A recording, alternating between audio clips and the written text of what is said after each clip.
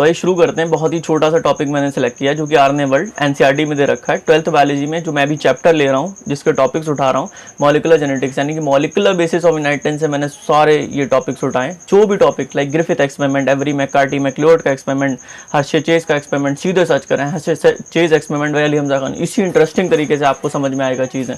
बहुत ही इंटरेस्टिंग तरीके से मैं आपको चीज़ों को एक्सप्लेन कर रहा हूँ, चीज़ों को रिलेट कर रहा हूँ, कंसेप्चुअली चीज़ों को बायो को पढ़ाने की कोशिश कर रहा हूँ। ऐसा नहीं चीज़ें आएंगी लाइन बाय लाइन ऐसे करके समझाता चला गया, वो चीज़ मैं नहीं कर रहा हूँ। तो बहुत ही अच्छे से समझिए। लाइक बोर्ड्स के स्टूडेंट खासकर इस चीज़ पर ध्यान दें। इस बार competency based question, like case based question, आपके कंसेप्ट चेक कर लिए जाएंगे। ओके, पहले की तरह नहीं, डिस्क्रिप्टिव नॉलेज नहीं काम आएगी, चीज़ों को आपको समझना पड़ेगा। तो शुरू करते हैं। हमारा टॉपिक जो है बहुत ही छोटा सा ईजी सा टॉपिक है, पढ़ना स्टार्ट करते हैं। आइए अब हम पढ़ते हैं आरएनए वर्ल्ड। एनसीईआरटी में दे रखा है 12th एनसीईआरटी में, मॉलिकुलर बेसिस ऑफ इनहेरिटेंस में। काफ़ी छोटा सा टॉपिक है। इसमें क्या होता है, एनसीईआरटी पहले क्वेश्चन पूछती है कि लाइक आपको क्या लगता है कि डीएनए आरएनए प्रोटीन में से कौन सबसे पहले इवॉल्व हुआ होगा एज ए जेनेटिक मटेरियल। फिर बाद में आंसर भी देती है कि RNA was the first genetic material. फिर इसके प्रूफ भी देती है। ओके, तो मैं आपको बताता हूँ लाइक आरएनए क्या होता है। आरएनए की आप सबसे पहले काम जानिए, आरएनए को जानिए, आरएनए करता क्या। आरएनए स्टोर इन्फॉर्मेशन, अनस्टेबल होता है, ठीक है। Can act as a catalyst, role in translation. तो मैं आपको एक चीज़ बता दूं, लाइक हमारी जो जेनेटिक इन्फॉर्मेशन होती है बहुत ही इंपॉर्टेंट होती है। उसमें जीन्स प्रेजेंट होते हैं, जो पेरेंटल इन्फॉर्मेशन होती है, जो प्रोजेनी में जन्म होती है, वो चीज़ उसमें स्टोर होती है। तो हमें मालूम है, लाइक पीछे अभी हमने जो पढ़ा था पिछले लेक्चर में, मैंने आपको हर तरीके से बताया था डीएनए जो होता है आरएनए से हमेशा स्टेबल होता है। तो हमारी जो जेनेटिक इन्फॉर्मेशन होती है वो हमेशा डीएनए में प्रेजेंट होती है। आरएनए में इसलिए नहीं प्रेजेंट होती कि आरएनए जो होगा अनस्टेबल होगा, रिएक्टिव होगा, इसके अंदर कोई प्रॉब्लम हो गई, हमारी जेनेटिक इन्फॉर्मेशन ही अल्टर हो जाएगी। लाइक पेरेंट्स में क्या चीज़ थी, आरएनए में बदल गई और फिर प्रोजेनी किसी और तरह की दिख रही, तो अब वो पेरेंट्स को लग रहा है ये बच्चा मेरा है ही नहीं, ठीक है। तो अब क्या कहना, एक्ट एज ए कैटलिस्ट, जो आरएनए होता है वो एंजाइम की तरह काम कर सकता है। एंजाइम काफ़ी रिएक्टिव होते हैं, तो एक और प्रॉब्लम हो गई। अब रोल इन ट्रांसलेशन, तो प्रोटीन फॉर्म कर देगा, ये तो चलो ठीक है। अब हमें मालूम है कि जो आरएनए था वो पहला जेनेटिक मटेरियल था, तो आरएनए से डीएनए बनाने की ज़रूरत क्यों हुई, क्योंकि आरएनए जो था वो अनस्टेबल था। तो अब क्या हुआ, नेचर ने क्या किया, आरएनए को डीएनए में कन्वर्ट कर दिया। तो प्रॉब्लम बस RNA unstable, solution DNA evolve from RNA. तो अब प्रूफ जो एनसीईआरटी देती है वो कहती है splicing, translation, catalytic activity around RNA. Like इतनी इंपॉर्टेंट जो एक्टिविटीज़ होती हैं वो सब आरएनए करता था। अब प्रॉब्लम ये हुई कि वो अनस्टेबल था, तो हमने क्या किया, उसको आरएनए को डीएनए में कन्वर्ट कर दिया। तो केमिकल मॉडिफिकेशन और स्ट्रक्चरल मॉडिफिकेशन मैं आपको बताता हूँ किस तरीके से जो आरएनए अनस्टेबल था उसको डीएनए में कन्वर्ट किया गया, ठीक है। तो 2 जो डैश है उस पे एच, लाइक मैं आपको पूरी तरीके से समझाता हूँ। जो हमारा डीएनए या आरएनए होता है उसकी बेसिक यूनिट, सबसे ज़्यादा बेसिक यूनिट लाइक ऐसे करके ये न्यूक्लियोटाइड से मिलकर बना होता है। किससे, न्यूक्लियोटाइड से। न्यूक्लियोटाइड 3 चीज़ों से बना होता है, sugar, phosphate and third one is nitrogenous base. तो शुगर कौन सी होती है, डीएनए के केस में होती है डीऑक्सीराइबोज, एंड आरएनए के केस में होती है ओनली राइबोज। तो मैं आपको शुगर बना के दिखाता हूँ। पहले आरएनए के केस में बनाऊंगा जो कि राइबोज होगी, समझते रहिए बस आप। यहाँ पर ये फ्यूरॉन रिंग होती है इसके अंदर, ठीक है। तो अब मैं आपको समझाता हूँ। ये फर्स्ट 1 डैश एंड ये 2 डैश, 2 डैश के ऊपर राइबोज में OH प्रेजेंट होता है। अब हमने क्या किया, हमें मालूम है जो 2 डैश पे OH प्रेजेंट है आरएनए के केस में बहुत ही ज़्यादा रिएक्टिव होता है।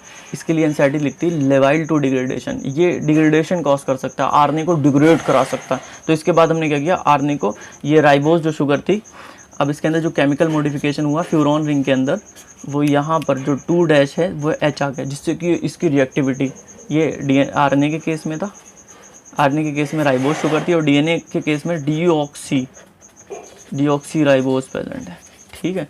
तो OH से H आ गया, तो केमिकल एक्टिविटी यानी कि रिएक्टिविटी घट गई। इससे कि क्या होगा कि जो हमारा आरएनए डीएनए होगा वो बहुत ही ज़्यादा स्टेबल हो जाएगा, ओके।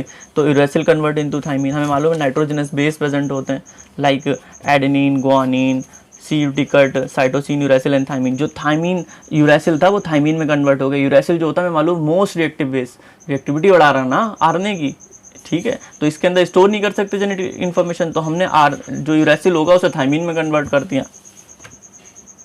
अब स्ट्रक्चरल स्टेबिलिटी देख लीजिए, जो हमारा जो डीएनए होता है ना वो डबल स्टैंडर्ड होता है, आरएनए सिंगल स्टैंडर्ड होता है। तो जो हमने आरएनए को डबल स्टैंडर्ड में कन्वर्ट कर दिया। इसको एक बहुत ही बड़ा जो बेनिफिट मैंने पिछले वीडियो में आपको बताया था, रिपेयर का केस बताया था, लाइक 5 प्राइम से 3 प्राइम, 3 प्राइम से 5 prime, adenine, thymine, guanosine, cytosine, cytosine, cytosine. अब हमने क्या बनाया, आरएनए। लाइक यहाँ पर क्या हुआ, साइटोसिन के सामने आना चाहिए गुआनोसिन, ठीक है, पर आया क्या, साइटोसिन। तो हमने क्या, डबल स्टैंडर्ड है ना, कॉम्प्लीमेंट्री बेस पेयरिंग के अकॉर्डिंग मैंने पकड़ लिया, यहाँ पर एक मिस्टेक है।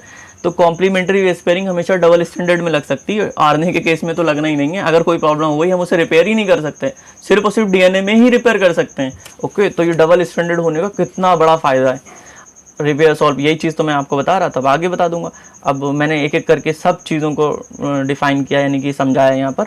तो देखिए डीएनए के तीन, डीएनए जो होता है उसकी बेसिक यूनिट न्यूक्लियोटाइड होती है, मैं अभी बता चुका हूँ। Sugar, nitrogenous base, phosphate. जो शुगर होती है डिऑक्सीराइबोज होती है in case of DNA, okay.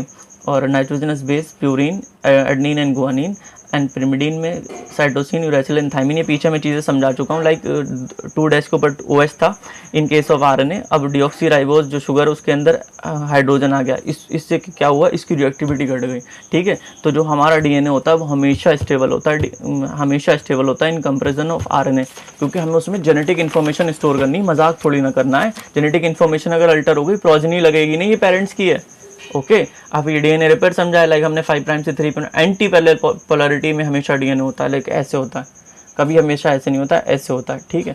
इससे क्या होगा ना कि हमने डीएनए डबल हेलिक्स मॉडल का एक ये पॉइंट है कि एंटी पैरेलल पोलैरिटी ही होती है हमेशा। तो आप ये देख सकते हैं, लाइक थाइमिन के सामने एडेनिन आया, एडेनिन के सामने थाइमिन आया, गुआनिसिन के सामने फिर से गुआनिसिन आ गया।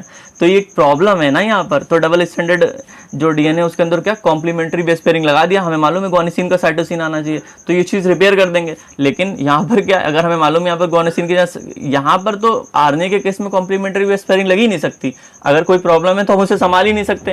तो ये रिपेयर है ना, रिपेयर पॉसिबल है डीएनए के ही केस में। तो हर तरीके से मैंने आपको बताया कि किस तरीके से जो डीएनए है हमेशा ज़्यादा स्टेबल है आरएनए से। तो हमारी जो जेनेटिक इन्फॉर्मेशन कहाँ सेफ है, डीएनए के अंदर सेफ है। इसलिए ना नेचर ने देखा आरएनए को हटाओ, डीएनए को लाओ। तो आप समझ गए ना मैंने कितने इंटरेस्टिंग तरीके से बायोलॉजी का ये टॉपिक समझाया। आई होप आपको समझ में आया होगा। अपने फ्रेंड्स के साथ शेयर करें और मेरे चैनल को लाइक करें, शेयर करें, सब्सक्राइब करें, कमेंट में बताएं नेक्स्ट वीडियो आपको किस पर चाहिए। और इस जो चैप्टर यानी लेक्चर का जो मैं नोट्स हूँ, PDF में आपके डिस्क्रिप्शन में डाल दूंगा। Okay, thank you.